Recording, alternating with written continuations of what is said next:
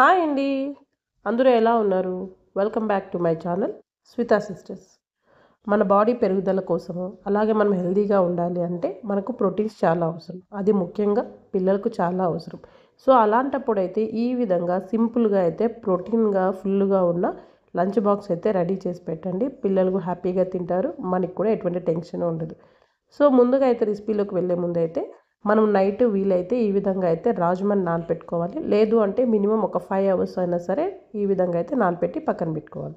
Night soak చేసి పెట్టిన రాజ్మాని అయితే ఈ విధంగా కుక్కర్లోకి అయితే వేసేసుకొని ఆ వాటర్తో సహా వేసేసుకోవాలి. అలాగే తగినంత సాల్ట్ కూడా వేసేసి విజిల్ పెట్టేసుకోవాలి. మినిమం అంటే ఒక 5 విజిల్స్ అన్నా రావాలి. సో అప్పుడే కరెక్ట్గా అయితే రాజ్మా ఉడుకుతాయి. సో ఈ విధంగా స్టవ్ ఆన్ చేసుకొనేసి చూసిన తర్వాత అయితే నేను విజిల్స్ 5 వచ్చిన తర్వాత చూసాను. చక్కగా అయితే ఉడికిపోయాయి. చూడండి ఇలా పట్టుకుంటే ఈజీగా బ్రేక్ అయిపోతున్నాయి.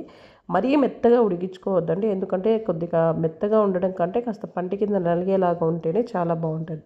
సో ఇలా అయిన తర్వాత నేనైతే ఒక హాఫ్ అన్ అవర్ ముందు అయితే ఒక గ్లాస్ వరకు అయితే రైస్ సోక్ చేసి పెట్టాను. ఆల్రెడీ వాటర్ కూడా ఇలానే పెట్టేశాను. సో ఆ వాటర్ నేను డైరెక్ట్గా వాడేస్తాను. స్టవ్ ఆన్ చేసుకొని మందపాటి గిన్నె కానీ కుక్కర్ కానీ పెట్టుకోవాలి. ఇందులోకి అయితే ఒక 2 స్పూన్స్ వరకు ఆయిల్ లేదంటే నెయ్యి వేసుకోవచ్చు. మీ దగ్గర ఉన్న బిర్యానీ దినుసులు ఉంటాయి కదా, అవన్నీ వేసుకోండి. అలాగే ఒక స్పూన్ అయితే జీలకర్ర కూడా వేసుకొనేసి ఇవి కాస్త వేగిన తర్వాత ఒక పెద్ద సైజు ఆనియన్ అయితే పొడవు ముక్కలుగా అయితే కట్ చేసుకోవాలి. సో వాటిని అయితే ఇందులో వేసేసి ఇక్కడ గోల్డెన్ కలర్ వచ్చేంత వరకు అయితే వేయించుకోవాలి. కాస్త టైం పడుతుంది. సో ఇలా చక్కగా వేగిన తర్వాత ఇప్పుడు 2 పెద్ద టొమాటోల్ని కొద్దిగా పెద్ద పెద్ద సైజెస్ కానీ కట్ చేసుకొని అయితే ఇందులో వేసుకోవాలి. ఇవి మరీ మెత్తగా వేగనక్కర్లేదు.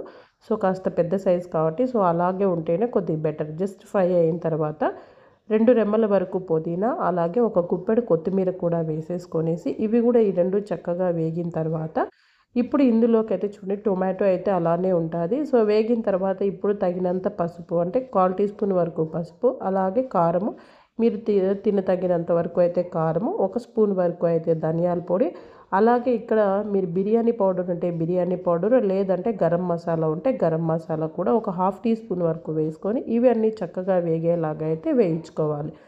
ఇప్పుడు ఇందులోకి ఒక స్పూన్ వరకు అయితే అల్లం వెల్లుల్లి పేస్ట్ వేసుకోండి. ఇది కూడా చక్కగా పచ్చివాసన పోయేంత వరకు అయితే వేయించుకోవాలి. వేయించుకున్న తర్వాత రాజ్మా మనం ఆల్రెడీ బాయిల్ చేసి పెట్టుకున్నాం కదా, వాటర్ని సపరేట్ చేసి ఓన్లీ రాజ్మా వరకే అయితే వేసుకోవాలి.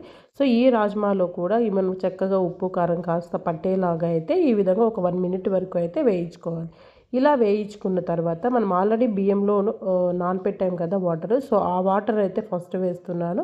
అలాగే రాజ్మా ఉడికించిన నీళ్ళు అయితే పడేయకండి. సో ఆ వాటర్ని కూడా వేసేసుకోవాలి. ఇలా బాగా ఎసురంతా మరిగిన తర్వాత ఇందులోకి మనము నానపెట్టుకున్నాం కదా బియ్యము, సో ఆ బియ్యంనంతా వేసేసుకొని ఒకసారి అయితే చక్కగా కలిపేసుకోండి. సో ఈ విధంగా అయితే బాగా ఉడుకుతున్నప్పుడు మరొకసారి అయితే మిక్స్ చేసేసుకొనేసి ఈ విధంగా ఉన్నప్పుడు సో కాస్త వాటర్ లెవెల్ అనేది తగ్గింటుంది కదా, అంటే హాఫ్ బాయిల్డ్ అయ్యేంత వరకు అనమాట. ఇప్పుడు ఫ్లేమ్ని తగ్గించుకొని లో ఫ్లేమ్లో పెట్టేసి ప్లేట్ పెట్టేసి ఒక 15-20 నిమిషాల వరకు అయితే లో ఫ్లేమ్లో ఉడికించండి. చక్కగా రైస్ అనేది ఉడికింటుంది.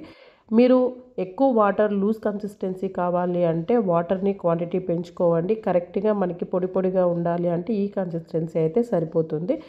మరొక 10-15 నిమిషాల వరకు ప్లేట్ పెట్టేసి అలా పెట్టేయండి. సో ఎక్కడన్నా చెమ్మ ఉన్నా కూడా అనేది సో రైస్ అనేది అడ్జస్ట్ అయిపోతుంది. సో 15 నిమిషాల తర్వాత అయితే మీరు చక్కగా అయితే సర్వ్ చేసుకోవచ్చు.